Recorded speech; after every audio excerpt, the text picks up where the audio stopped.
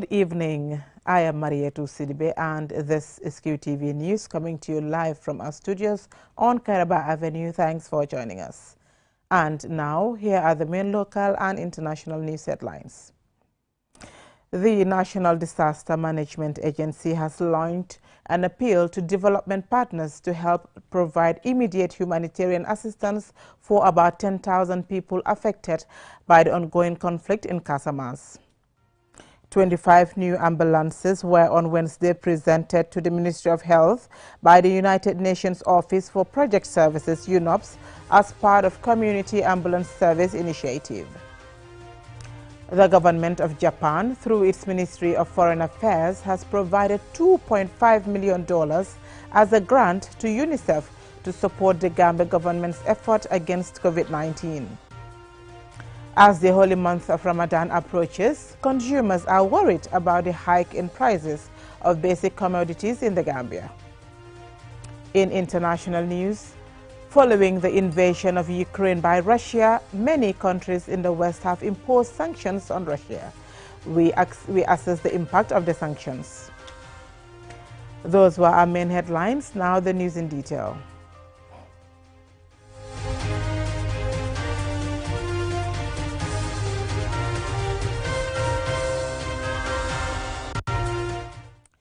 The National Disaster Management Agency has launched an appeal to development partners to help provide immediate humanitarian assistance for about 10,000 people affected by the ongoing conflict between the Senegalese army and the MFDC separatists in Casamance.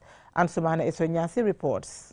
The National Disaster Management Agency reports that 9,973 people are currently directly affected by the conflict.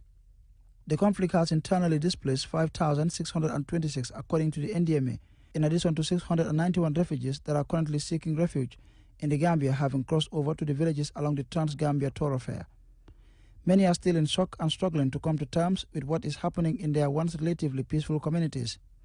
The ongoing conflict has affected almost all communities in Fonyi, especially those situated along the Gambia-Senegal border. From deserting their homes to losing their livelihoods, some of these people are struggling to survive. Many have also lost their farms to bushfires caused by shells landing in their communities. And as fighting intensifies in Casamance, the number of refugees and internally displaced is expected to rise. For these people, the accidents of geography have brought close to home a supposedly foreign conflict, and they are now left rueing the devastating impact of a conflict they had no hand in starting. 3,656 households hosting refugees and the internally displaced are in dire need of humanitarian assistance. Meanwhile, the Gambia government, through the National Disaster Management Agency, has launched an appeal to development partners to help provide immediate assistance to the affected population.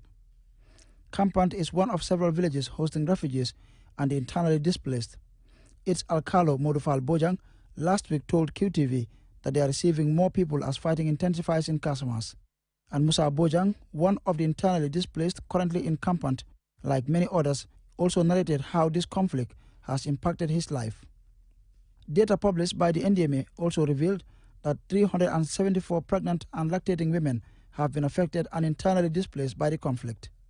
And over 7,000 students are also affected, as schools in the region and in the villages along the border have been ordered to close due to safety concerns as shells continue to land in Gambian territory. The affected 5 districts in Fonyi, Kansala, Bondali, Jarol, Berefet and Bintang Karanai have a population of 67,360 people according to the Gambia Social Registry data of 2021, with a total number of 7,078 households. However, the population movement predominantly affected Kansala and Bondali districts. The ongoing conflict has led to the displacement of most of the population in the border villages in the 2 districts. The estimated total number of people affected by the current clashes is expected to increase. The NDMA also reports that as a result of the continued clashes and displacement and redisplacement of the population, only 9,973 people from 932 households were able to be assessed and registered in the first 72 hours, and their assessment teams had to suspend registration because of the unsafe environment along the border between Gambia and Senegal. Ansumana Isonyasi for QTV News. 25 new ambulances were on Wednesday presented to the Ministry of Health by the United Nations Office for Project Services UNOPS as part of Community Ambulance Service Initiative. Ajibintu Drame reports. The initiative is to furnish hospitals and clinics with mobility to improve the country's health sector. The 25 new ambulances are the last to arrive in the country, out of a fleet of 80 procured through UNOPS last year.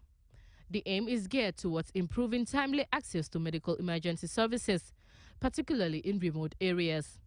Lami Damfa, the Permanent Secretary of Ministry of Health, thanked partners for their immense efforts. He added that the ambulances will immensely serve their purpose. Abdallah Jammeh, a representative from UNOPS, thanks CFO for their support since the beginning of the project. We're very delighted to enter into partnership with the Ministry of Health to support the procurement of these ambulances, which we believe would immensely help to bridge that gap between local communities and access to health services in local communities that are hard to reach. This is the final phase of 4 handovers that we've done in the past. We've already handed over 55 ambulances in the past from late last year. And today we're here to witness the handover of the final batch of ambulances to the Ministry of Health. We as a UN agency, we are very delighted to support the government of the Gambia. Dr. Lamin Samate, the Minister of Health, says the distribution of these 25 new ambulances will commence today. He extended gratitude to development partners for this initiative. The country did not have much more than 60 ambulances. And up to 45 of those ambulances do not belong to the government. They belong to Riders for Health. So the government itself didn't have up to 20 ambulances. But now we have brought in 90 ambulances, and I think the government of the day, the government of His Excellency, is putting the health of the people of this country first. Dr. Samate also spoke about the $22 million Farato Medical School and Hospital project to better prepare the country for future health emergencies and respond to our health needs. The coming of the new ambulances is welcomed by the public, particularly those in the remote areas of the country. Ajibintu Drame, QTV News. The government of Japan, through its Ministry of Foreign Affairs, has provided $2.5 million as a grant to UNICEF to support the Gambia government's effort against COVID-19. Alusise reports. The Gambia is one of the 17 countries benefiting from the government of Japan emergency grant aid of $30 million towards cold chain system, strengthening the reduce of COVID-19 pandemic. UNICEF and Japan's government say the collaboration aims to respond to the COVID-19 pandemic through the procurement of vaccination equipment, the upgrade of cold chain systems, training frontline health workers, and encouraging public demand for vaccination. The funds will complement the Gambia's effort to reach its target vaccination rate of 70% among eligible adults in a timely and effective manner. In an interview with QTV at the UNICEF country office at the UN House in Cape Point, Toshiko Takahashi, UNICEF Gambia deputy representative, explains the planned implementation of the intervention to ensure the realization of the objective. There are several components. So the first one is system strengthening. We work with the government of the Gambia to strengthen health system through the provision of the cold chain equipment, which will benefit 1.5 million people in the Gambia. This is very critical to ensure equitable access of vaccines across the country. And then the second important component is capacity building. Because without this, we cannot reach the target. So through the capacity development component, we work with the government of the Gambia, especially Ministry of Health, to do training for the health workers working at 76 health facilities across country, and also the 20 technicians will be trained so that they can repair equipment in case of its breakdown. In addition to cold chain equipment and supplies that will be procured includes solar-powered work in cold rooms, mobile vaccination vehicles, solar-powered refrigerators, and motorcycles for health workers. In addition to that, 1,000 community health workers or village health workers will be also trained for vaccine monitoring and administration across the country, including the remote areas where there is no primary healthcare services. The government of Japan is continuously supporting UNICEF, while they themselves are also working to fight against COVID-19 in their country. This project is building on previous support in 2021 when the government of Japan supported the Gambia government and UNICEF with essential life-saving nutrition supplies worth $200,000. That was part of a total budget of $340,200 awarded by the government of Japan to UNICEF to respond to nutritional emergencies during COVID-19 pandemic. These supplies were used to treat 4,218 children aged 6 to 59 months with severe acute malnutrition. Reporting for QTV News, I am Aliou Cisse. We will now go for a commercial break. When we return, we have more local and international news stories. Do stay tuned.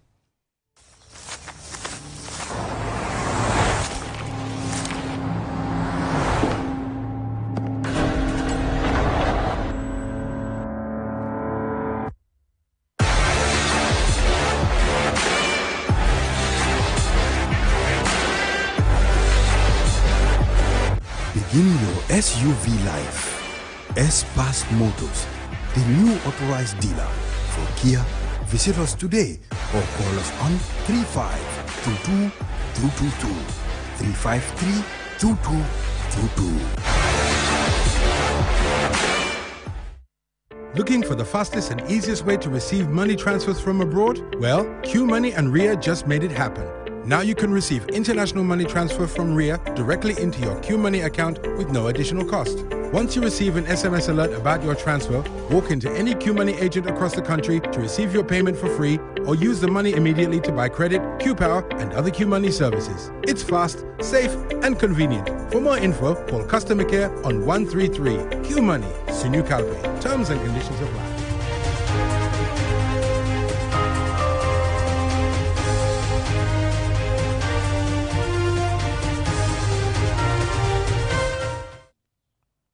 Welcome back. Now, consumers are worried about the hike in the prices of basic commodities in the Gambia.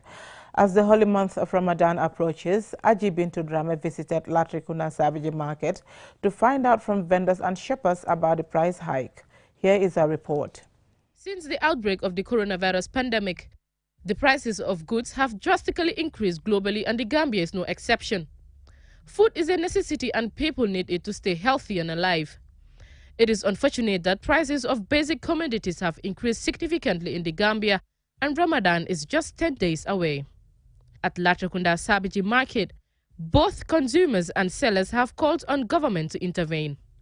Ibrahim Sow, a vendor, says the inflation of basic food commodities have affected business.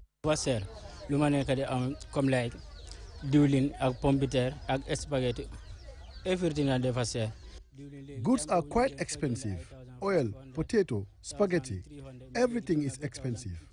Before, a gallon of oil was $1,300 or $1,500. Now it is sold at $2,300. It appears the government has something to do with it because things are very costly. I sell stuff and at the end of the day, I have to add extra money to get the same type of goods. That means there is no profit. No one can succeed in this situation. The prices of bread, sugar, flour are also among essential commodities that have increased within a short period.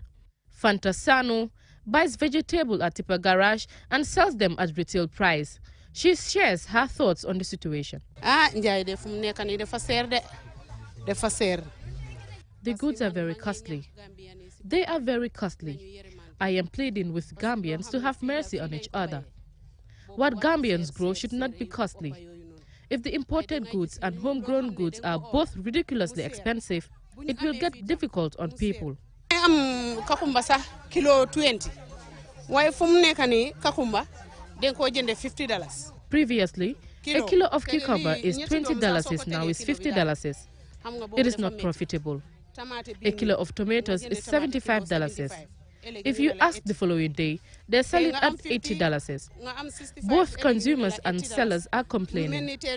If we sell at high price, we won't make sales for the day and the vegetables would get rotten. Safi Bojang, a shopper, explains about the prices of goods as the Ramadan approaches.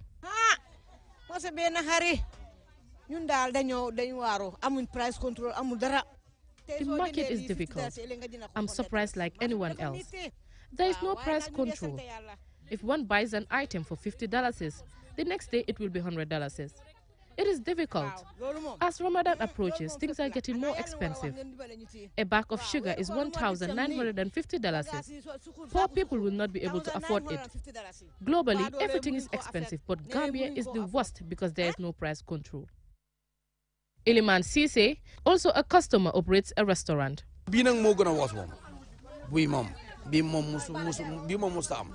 This has never happened. It is worst.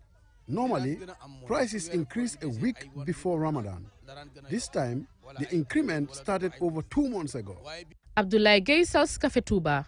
He calls on government to intervene and address the uncontrollable price increment of goods. The Ministry of Trade has issued a press release on Tuesday describing the price hike in basic commodities at local markets disproportionately frequent, which it says is unacceptable, and the ministry will embark on a strong monitoring of retail prices to save consumers from exploitation. Consumers, who are mostly affected, are now waiting to see what measures the government will implement to save consumers from exploitation. Ajibintu Drame, QTV News.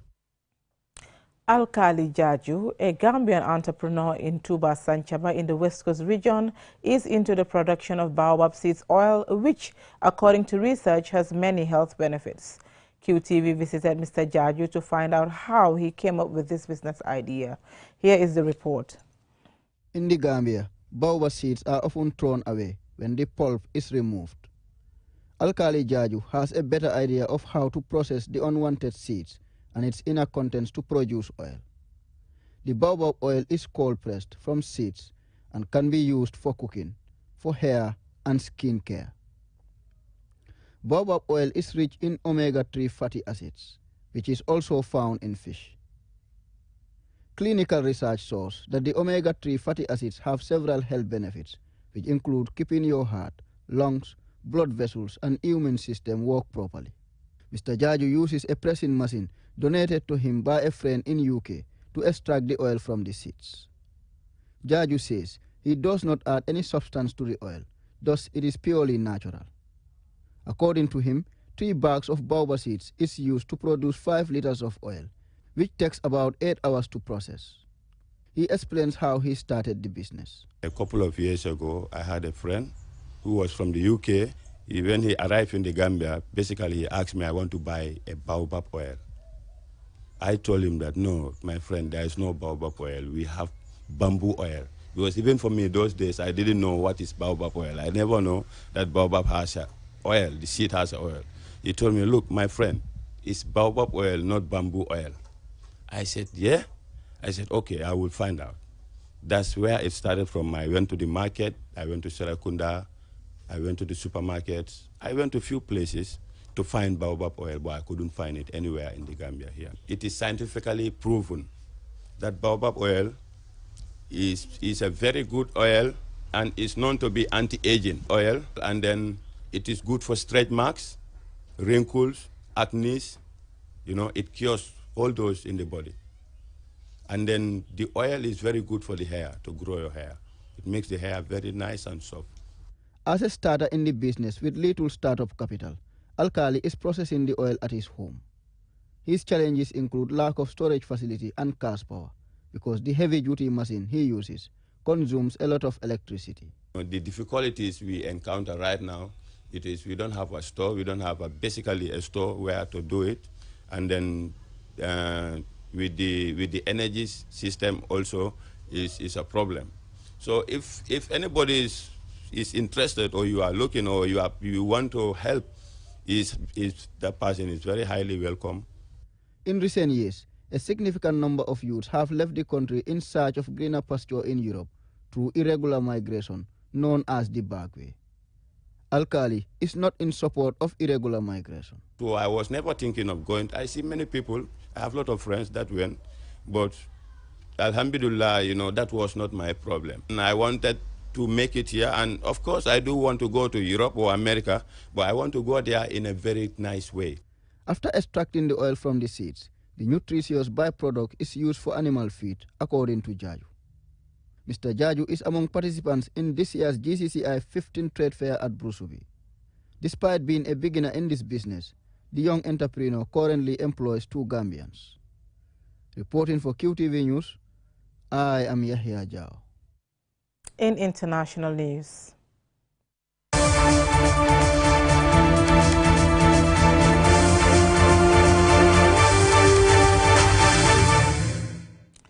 Following the invasion of Ukraine by Russia, many countries in the West have imposed sanctions on Russia. But what is the impact of the sanctions? Here's the story written by Annabel Gay and read by Fode Mane. According to Ursula von der Leyen, the European Commission President, the sanctions imposed by the EU have been designed to cripple Putin's ability to finance his war machine, and many US companies such as PayPal, American Express, and Visa have suspended operations in Russia, and others, including a major global accounting organization, Deloitte, have completely pulled out. Assets belonging to the Central Bank of Russia and the country's wealthier citizens, known as the oligarchs, have been seized. Among the most high-profile oligarchs affected is the owner of Chelsea Football Club, Roman Abramovich. For Russians, these sanctions mean an increase in inflation and unemployment. A Wall Street Journal economist commentator describes it as Russia is being shoved into the financial equivalent of the Stone Age. But Russian President Vladimir Putin states it as a temporary structural change in their economy. Whether these measures will have the desired effect is by no means clear, and equally uncertain is the knock-on effects on the global economy market. Russia is the world's 11th largest economy and one of the world's largest exporters of oil and gas, and Europe relies on them for around 40% of its natural gas. The sanction will no doubt have a huge negative impact on Russia's income, but it will also come at a price for Western countries, for Russia could stop the shipment of oil and gas to Europe, which will have an impact on the rest of the world. Many experts predict a steep rise in commodity prices and supply chain disruption, as both Russia and Ukraine are big food producers, especially of corn flour, wheat, and sunflower oil. However it might end, many foresee a world that will be a very different place from where it was a year ago, as this one will be characterized by uncertainty and volatility. Reporting for QTV News, I am... Before we end, here is a recap of the main headlines. The agency has launched an appeal to development partners to help provide immediate humanitarian assistance for about 10,000 people affected by the ongoing conflict in Casamance. 25 new ambulances were on Wednesday presented to the Ministry of Health by the United Nations Office for Project Services UNOPS as part of Community Ambulance Service Initiative. The government of Japan, through its Ministry of Foreign Affairs, has provided $2.5 million as a grant to UNICEF to support the Gambia government's efforts against COVID-19. As the holy month of Ramadan approaches, consumers are worried about the hike in prices of basic commodities in the Gambia. In international news, following the invasion of Ukraine by Russia, many countries in the West have imposed sanctions on Russia. We assessed the impact of the sanctions. That's all we have for you in this bulletin. Join us at 10 for another bulletin. Thank you for watching.